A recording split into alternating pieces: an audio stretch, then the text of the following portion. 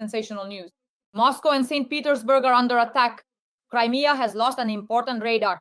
He says that's it. Tatarstan is without the Iranian drone storage. Russia is stopping gasoline exports. Up to 15% of oil refining has been destroyed. Strikes all across Russia. Infrastructure is paralyzed. The Russians, Muscovites, and people from St. Petersburg are just in a completely incoherent state. It's just a total shit show over there. It's just...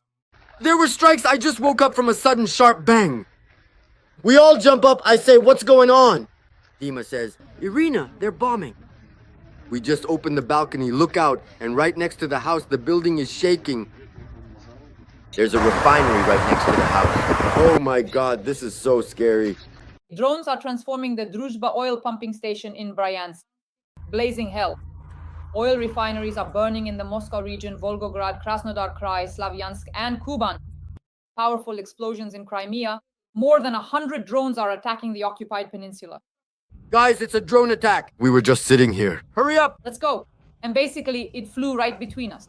Faster on the stairs. Shit, faster. Again, the second one.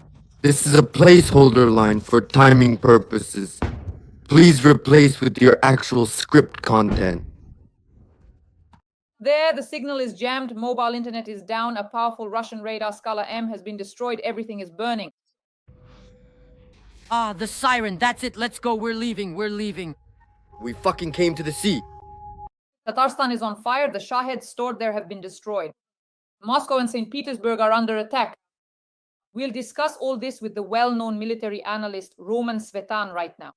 Moscow and St. Petersburg are under attack. Roman Grigorievich, welcome. Thank you. I wish everyone good health. Marina Goko, well, we really are starting to strike very intensively now.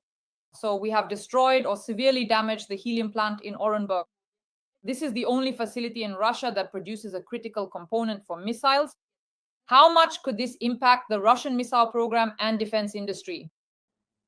Well, it will definitely reduce production, although they do have a sufficient number of laboratories where helium can be produced, including on an industrial scale.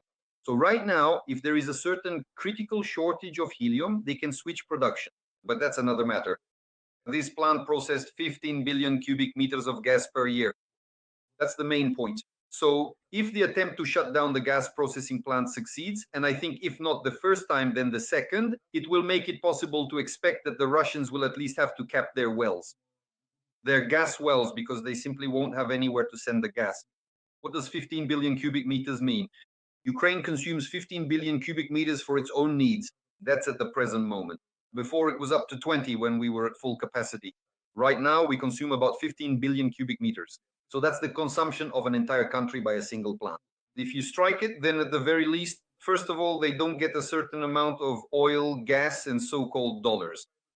The currency from oil exports is their economy. It's a blow to the economy. And secondly, they have nowhere to put the gas, so they'll have to shut down the wells. A shut-in well later on will take several years to restore, or they'll have to flare it. But if you flare for too long, let's say, it gets damaged as well. Because here it's a triple blow, I would say, all at once to the Russian economy, the military and technological aspects, especially regarding the transfer and involvement of certain services in the placement of this gas.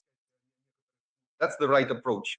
This is how intelligence works. I've always said when intelligence chooses its own targets, as long as no one interferes with them. They target such key points that, if destroyed, either halt the entire technological production cycle or deliver several blows in multiple directions at once, like this helium plant. And where is it located? All the way near Kazakhstan, not far from Aktobe, at least by local standards, so they managed to reach it. An attack on the Druzhba oil pumping station. The largest oil pipeline hub near Bryansk is on fire. And can we say, as you always do, that this marks the beginning of a systemic collapse of Russia's oil infrastructure? We're making a concerted effort to strike. Well, we can already talk about it because over the past 2 weeks, there have been specifically systematic, and that's very important, systematic strikes on Russian oil pumping and oil refining. As for the oil and gas sector, I specifically highlighted the strike on the helium plant, but in reality, it's a strike on gas processing, 15 billion cubic meters. Plus, if we list the most recent strikes, for example, on oil refineries, Novokuybishevsky, Ryazansky, Afipsky, Saratovsky, Uktinsky, and there were strikes. On Wednesday, there were strikes on the Novoshaktinsky and Volgograd oil refineries.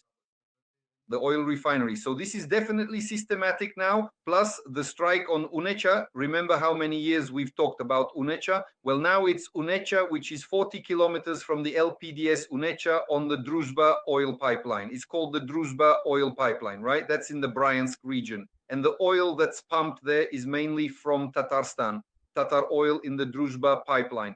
Every day, 300,000 barrels of oil pass through Unecha. That's $18 million that the Russian economy receives daily from selling this oil. After Uneka, the oil continues on its way. There near Mamai. Mamai is another pumping station. Then the oil pipeline branches off, with one pipe going to Usluga near St. Petersburg. That's where the Russian so-called shadow fleet, the tanker fleet, is loaded. Part of the pipeline goes to Belarus, branching off again to the Naftan refinery, the Belarusian oil refinery, and to the Mosier refinery. From Mosier, the pipeline branches off again, heading to Poland and Germany. All of this oil, everything that passes through Unecha, is what was hit today, and part of the pipeline, together with the already refined oil in the form of diesel. There are two pipelines, a diesel product pipeline and the Druzhba oil pipeline, both going through Ukraine, which we pump to Hungary, Slovakia, and the Czech Republic. But the Czech Republic has already refused oil. Russian oil was brought in, and Italian oil was sent through the pipeline. So there is a kind of rejection of Russian oil going on. Nevertheless, a strike on Uneka practically stops this entire cluster if we finish off Uneka. This time, for the first time, we struck it. Unsuccessfully, as I understand it, because there was no confirmation of a fire. But still, the technological cycle, after the chemical analysis of the oil was checked, it was stopped. Today's strike, or yesterday's, you could say, this strike has already inflicted some damage. Well, it's not far, 40 kilometers. So basically, if we've started, believe me, it will burn.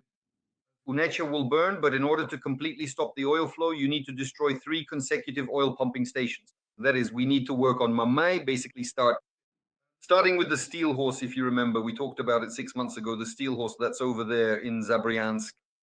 Steel horse, Desna, Unecha, and in the Mamai area, all of that needs to be taken out, and then it will be possible to completely stop the oil flow through the Druzhba pipeline. I think that's exactly what will happen. So we have the opportunity, as long as our hands aren't tied by various mechanisms like they were at the beginning of the year when we started, by the way, with that same Unecha. There were good strikes on Unecha, the steel horse, and Desna, and Unecha again somewhere around February, March, but then in March we were stopped. Roman Igorovich, regarding the analysis, the strikes on the oil refineries in Volgograd, in Krasnodar Krai, in Slavyansk, in Kuban, and the simultaneous attacks across all these regions. Roman Igorovich, what does this indicate, and to what extent are we actually able to carry out such attacks? The fuel market and military supplies in Russia, how will these strikes specifically affect the fuel market and military supplies in Russia? Well, I've already mentioned them. All 7 of these Russian oil refineries are million-ton plants. There are about 30 of these million-ton plants in Russia, maybe just over 30 in total. Not many. There are another 50 small ones, but those are really just small fry, more like moonshine stills, to be honest. And the real million-ton plants, there are about 30 to 35 of them. So you could say we've already reached 7 of them. That's a quarter, well, a quarter or a fifth, depending on the number in operation and their production volume. We can completely shut down all Russian oil refining. And if oil refining stops, oil production will stop as well. Halting oil production will lead to the shutdown of oil wells. There are thousands of them, but still with nowhere to send the oil, they'll have to shut them down. Reopening a shut-in well is sometimes a real gamble, so that everything settles down there, because there are certain factors related to water injection, but those are technological cycles.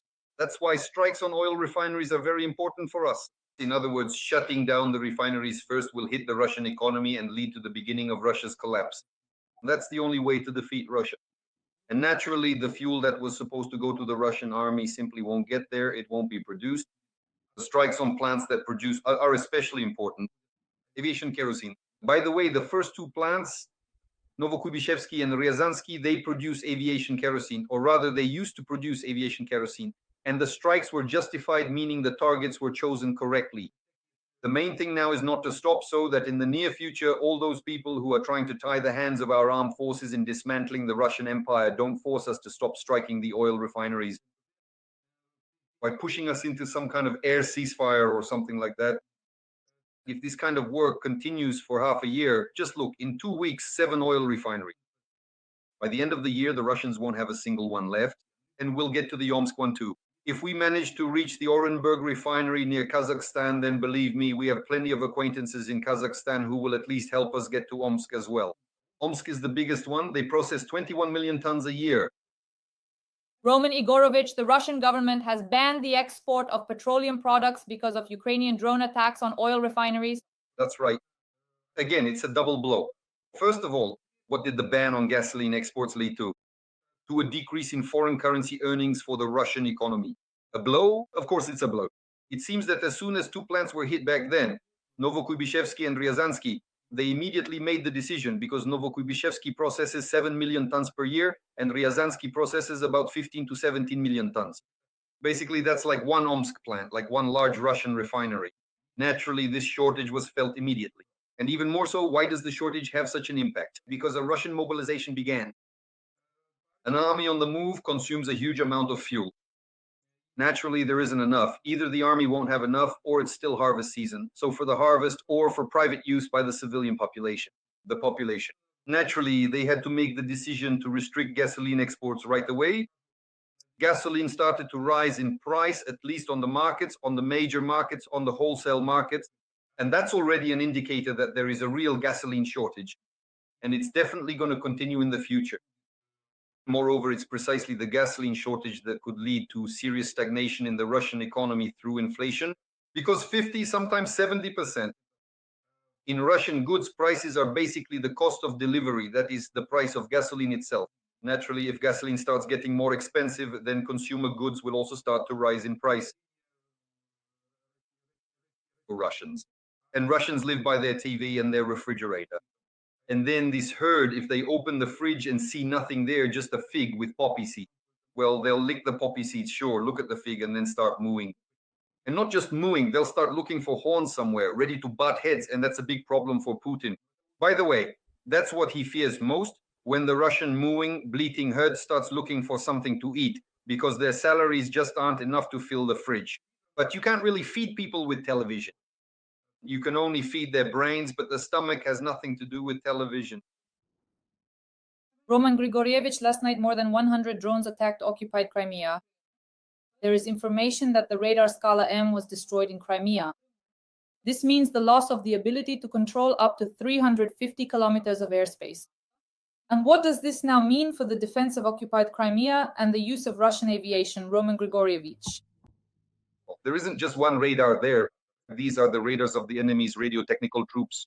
About 3 to 5 of them are destroyed per week, that's for sure. So on one hand, there is a systematic clearing of Crimea, and on the other hand,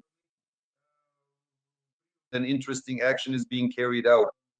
After we destroy the radars, the Russians take radars from their anti-aircraft missile systems, for example, from some oil refinery, and transfer them to Crimea. Crimea is their priority. Naturally, this means you don't have to run all over Russia destroying every air defense system. You can just focus on Crimea and they'll bring them there themselves, just like in Chornobyivka. So it's like a big Chornobyivka. How many times was it? 30 times they hit the Russians, the Russian troops with new strikes in Chornobyivka. So these are the strikes. It's the same picture here in Crimea. You can focus on destroying all of the enemy's air defenses through Crimea. They'll bring them there themselves. They'll leave their rear areas exposed, but they'll try to protect Crimea, the Kerch Bridge. So today's strike on Crimea, which we're talking about now, is exactly one of those attacks. Moreover, it was a large-scale attack, not just the radar was hit. The strikes were mainly carried out on Feodosia, on the Kerch Bridge, and in the area around the Kerch Bridge, as well as on the Port Kavkaz, which is near the Kerch Bridge, and is used first of all for pumping fuel into Crimea. There are pumps installed there. Naturally, there are also railroad ferries that go to Crimea. They are loaded on the Caucasus side where there are railway tracks. Then they are unloaded in the area around Kerch. So this was a massive strike on Crimea. I think within a day, the General Staff will confirm it after decoding the means of objective control, or at least the satellites will show where the strikes were delivered. But the strike was serious. In other words, the strike targeted Feodosia, some military facilities, and the port of Kavkaz. Roman Nikolaevich, today I watched a report related to occupied Crimea, and it said that The Gauleiters, the occupiers, the occupation authorities made a statement that now there will be no mobile connection or internet at all in the territory of occupied Crimea for a very long time. This was done so that they could fight against the drones of the Ukrainian armed forces. So right now they've shut down communications and mobile internet on the occupied peninsula. What does this indicate? They're afraid at this very moment. Why are they doing this from a military logic standpoint? It's a prelude. Why? Because there is a certain protocol for protecting high-risk facilities, as they call it, like the Kerch Bridge. In order to fully secure, let's say, from reconnaissance to counter-reconnaissance and targeting, all communications are shut down. Naturally, the highest security protocol for the Kerch Bridge has now been activated, and they're going to shut everything down. Everyone will be marching around the parade ground for these few days until Friday, and probably even after Friday, most likely until Monday. Because starting Friday, they won't be able to go on a drinking binge like Russians usually do. That's why I think they'll keep this maximum security mode, at least in terms of safety, and keep the Crimean bridge closed until Monday. We'll see. But here's the thing. We don't always use Russian communications either. There are other mechanisms. The second RCBU was also destroyed by a Shahed drone in Tatarstan. We did it again just a few days later. A repeated strike on a target 1,300 kilometers from Ukraine. At this point, how does this demonstrate the capabilities of long-range drones and their strategic effect? By the way, judging by the video, these are already new drones. These are already drones like the Iranian ones, Russian or Iranian Shaheds, or Chinese ones, and the Chinese Sunflower 200, meaning it's a wing-type drone, so we've already set up serial production, and at least at our own base, the same SBU guys have set up the production of pretty decent drones, all things considered. The thing is, it's precisely the wing configuration that makes it possible, if you have enough fuel and a good engine, to send this drone several thousand kilometers. It all depends on the reliability of the engine and the amount of fuel. So we went into this area and we took the right approach, because fixed wing drones are, of course, better used at short ranges. At least that's how we use the Bobber drones, for example, or similar ones. The same Fierce and 196S, for example, fixed wing types like that are very easy to shoot down since their speed is still relatively low. But a winged drone can be accelerated to good speeds, and eventually you could even install not just an internal combustion engine, but a turbine without significantly changing the configuration of the aircraft itself. So, in other words, they started thinking ahead, and basically, if the SBU got involved in this, believe me, they're doing a great job in this regard. First of all, when it comes to target designation and carrying out combat missions, they've made significant progress. And also in the production of this type of drone.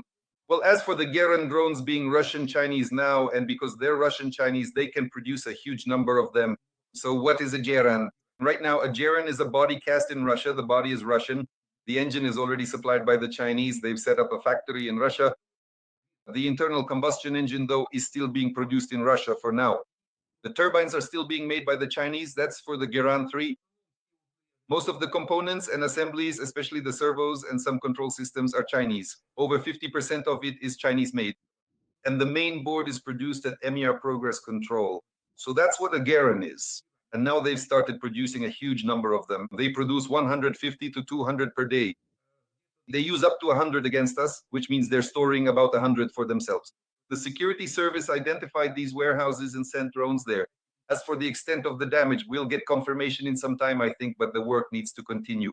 Even at a distance of 1,500 kilometers, these drones can reach their targets. The main thing is to scale up production and keep hitting them constantly. Believe me, this issue can be solved, the numbers can be reduced, or rather in Iran and at the warehouses, and eventually to get to the production sites themselves. Because the production facilities need to be taken out, and not just in Russia, because without destroying the production in China, we won't reach a certain level. In the end, even if all production in Russia is destroyed, they'll just move it to China and start bringing in Chinese drones. Roman Igorovich, here is some fresh information that confirms your words. Bloomberg reports that the Saratov oil refinery has stopped receiving oil after the latest drone attack. This could affect gasoline supplies. The situation is dire. It belongs to Rosneft. Roman Igorovich, please comment on this. This Saratov plant on the banks of the Volga used to process 7 million tons of oil. So it's between, the Volga divides it. So you have Saratov and Yelts. On the west side is Saratov, and on the left bank to the east is Yelts. And this plant was right on the bank of the Volga. Naturally, it was only a matter of time before we reached it. The main thing is they gave the order when they allowed us to strike, as they say. The question of why it was forbidden before is another matter. That's Article 111 of the Criminal Code. And after they started striking, of course, the Saratov oil refinery immediately came under attack. And it's not going anywhere. It's been standing there for 90 years. This plant is 90 years old. If I remember correctly, this plant is called the cracking plant. It was only a matter of time before it would be hit. They hit it, the mission was accomplished. That the drone forces, I believe, carried it out with the Bezbek. And ours, they also have the AN-196, which are exactly those fierce Antonov drones that delivered the strike. It came to a complete halt. So you could say that at least 7 million tons, Russians will now have to figure out what to do with it. And most likely, since they can no longer send extra oil to foreign markets, they will start to suppress, to stifle the production structure. And the shortage of gasoline. This plant mainly produced gasoline and diesel. And naturally, this gasoline and diesel is now reaching neither the domestic market nor the foreign market because it's shut down, nor the Russian army. Besides, it didn't really supply Moscow that much anyway. In order to cut off, say, fuel supplies to Moscow and the Moscow region, you would need to take out 2 more plants. Take out the supply chain. Who supplies there? Mainly, that's the Kapotnya oil refinery. It supplies almost half of the gasoline and diesel for Moscow and the Moscow region. And if we really finish the job, if we hit the Druzhba oil pipeline and shut it down along its entire length, then the Mozyr refinery, Belarus used to send the other half of the fuel to Moscow, the Mozyr refinery. So not only will Muscovites be unable to fly out, now they won't even be able to leave by other means. Just imagine spending the velvet season sitting somewhere in Moscow's basements. Tatiana Marinova, a very important topic is the enemy's offensive, the enemy's advance near Dobropolye, and the threat of encirclement of Pokrovsk and Mirnograd. Let's start with Dobropolye, a breakthrough of 15 to 18 kilometers, the capture of Kucheryov Yar and Zolotoy Kolodets. Is this at the moment a local tactical operation or the beginning of a major enemy offensive? The thing is, when carrying out the tasks of the first wave, these are shaping operations, so-called reconnaissance by combat, attempts to break through the front lines. Then the second wave moves in there. The second wave, which is now starting to arrive, we can already see it, equipment, ammunition, personnel, all fresh, so to speak. They can enter the breakthrough if it happens and then move out into the operational space where, as they say, it's wide open. You can go wherever you want as far as you can get until you run out of fuel. So this breakthrough doesn't exist right now because everyone keeps saying breakthrough, breakthrough. No, there is no operational breakthrough. What we have is operational seepage through our positions. But why has this operational seepage occurred? Because we don't have enough troop density along the line of contact, especially on the main section from Pokrovsk to Konstantinovka. Well, it's not enough. Everyone understands that perfectly well. There should be 3 strong points per kilometer. In other words, a company should be covering 1 kilometer. Sometimes in our case, a company is covering several kilometers. And sometimes there's just 1 strong point for several kilometers. Naturally, between these platoon strong points, the Russians can slip through in sufficient numbers to then gather somewhere in the rear and cause trouble at a distance of 10 to 15 kilometers. So in this way, they've broken through, but not in the sense of a full breakthrough. No one saw them. They slipped through. They slipped through and then started sneaking around in the rear, as it's called. Deep State drew a map showing the breakthrough as such. There was no breakthrough, and at the moment, a decision has been made to transfer reserves there to plug the gaps in that direction. We've been talking about this for 3 months. A decision needs to be made. Syrsky needed to make a decision not to run around the Sumy, Kursk, Kharkiv, and Belgorod regions, but to focus on the Eastern Front. Why? Because the main objective for the Russians is to capture the Donetsk region. Naturally, they will put pressure on Mirnograd and Pokrovsk because without Mirnograd and Pokrovsk, they can't advance to Dobropilya, and without Dobropilya, they ultimately won't be able to approach Kramatorsk, Sloviansk, and Drushkivka from the west. This operation is obvious. It's right there on the map. And our third line of defense was holding the Russians back quite well until Syrsky started reducing the density of our troops. Why he started to reduce it, let them figure that out themselves. Whether politicians told him to, or he came up with it himself, decided to play games with Dropet, or just simply decided to give up Donbass. I don't know why. But judging by the inaction, I'll say it again. If we hadn't been talking about this for 3 months, maybe it wouldn't be worth mentioning now. But for 3 months, in almost every broadcast, we said that in order to hold the Eastern Front, we needed to increase troop density by deploying a line of security forces. Well, every stream talks about this. So what happened? In the end, they did deploy a line of security forces, sent the National Guard there, the First Corps, the National Guard. Those are the security forces. The National Guard is part of the Ministry of Internal Affairs, which needs to be included. There are 1,300 of them, and we need 100 for the armed forces of Ukraine. And that's it. There will be no more questions. There won't be these breakthroughs. Well, it's not a breakthrough. I'll say it again. It's infiltration. Infiltration that our observation posts simply didn't notice. And then when they showed up in the rear, that's when they started dealing with these issues. It's pretty much the same situation, as, remember when Lapti and Aladdin once said they didn't notice the Ukrainian troops who got into their rear last year in Kursk. That was the same kind of tactical infiltration. In other words, there were too few Lapti and Ladin along the borderline. Our troops slipped through between them, and then they were simply crushed from the rear. They were pressed down and a breakthrough occurred. So to prevent such a breakthrough, it's better not to allow it in the first place. That is, immediately increase the troop density along the Donetsk front. The Russians won't launch any large-scale offensives anywhere else, nowhere except the Donetsk and part of the Zaporizhia front. Why Pavel Sharim? Is it necessary to expand the land corridor? Why is Putin now demanding that we withdraw ourselves from the Donetsk direction? Roman Nikolaevich, and you just spoke very concisely, but I would like you to specifically articulate separately for our audience, because this is very important for them, about the threat of encirclement of Pokrovsk and Mirnograd. So what is the danger for the armed forces of Ukraine in this sector? If Pokrovsk and Mirnograd are encircled, they will push us out of this direction. After that, they will have what is called operational space almost all the way to Pavlograd. That's already the Dnipropetrovsk region. And in reality, the operational space extends all the way to Dnipro. That's why, for example, when the Poles talk about reaching the Dnipro, they mean the Dnipro River, because they could advance not only toward Pavlograd or Dnipro, but also toward Kremenchuk or Poltava, that is from the left bank. Basically, wherever they want, is practically all flatland there. That is the third ridge, the so-called Donetsk ridge, is the third and last line of defense, which our forces are currently holding in the area of Pokrovsk, from Pokrovsk to Kostiantinivka. If you let them through, then only the Dnipro will be able to stop them further on. I mean, the Dnipro River. Do you know why the Poles are now building a defense system, and where? On the Vistula. Not along the border with, say, Belarus or even the Kaliningrad region, because it's flat terrain. And the first real obstacle is the Vistula. That's why on the western bank of the Vistula, they're building a certain system there. By the way, they're doing the right thing. This is the correct course of action. So we can't allow the Russians to break through the third line of defense. Otherwise, we'll have to catch them on the right bank of the Dnipro later. They're already milling around on the left bank near Kherson. So that's why this is a very dangerous situation at the moment. And why have we been talking about it for 3 months? We're not talking about it for nothing. Stop running around in Sumy and Kursk. The Russians aren't going to advance on Sumy and Kiev from the Kursk direction. Don't believe those crazy deputies who have worn their hands down to the elbows digging Kiev's defense system. There's no need to dig in around Kiev. They won't make it to Kiev. Pull those deputies back. Let those chatterboxes on the radio pass some laws instead. Otherwise, in their foolishness, they'll dig all the way to the center of the earth. They started digging around Kiev, and now even the so-called military comrades, well, not exactly military, you know what I mean. So there's no need to run anywhere. It's all just so-called flashbangs, diversionary maneuvers. It's the same story in Kharkiv, by the way, and in Kherson too. But the real pressure from the Russians will be focused on breaking through the third line of defense to capture Donetsk.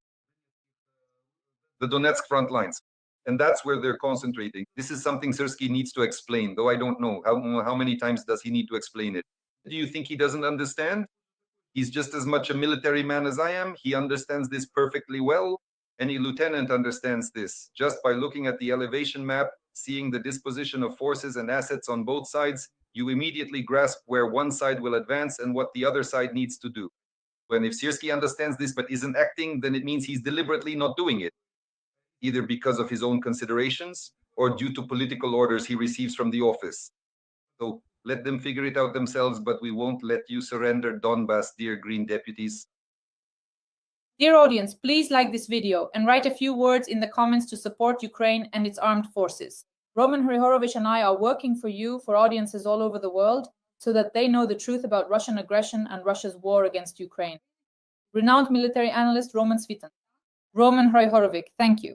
And as usual, see you this Friday. Goodbye.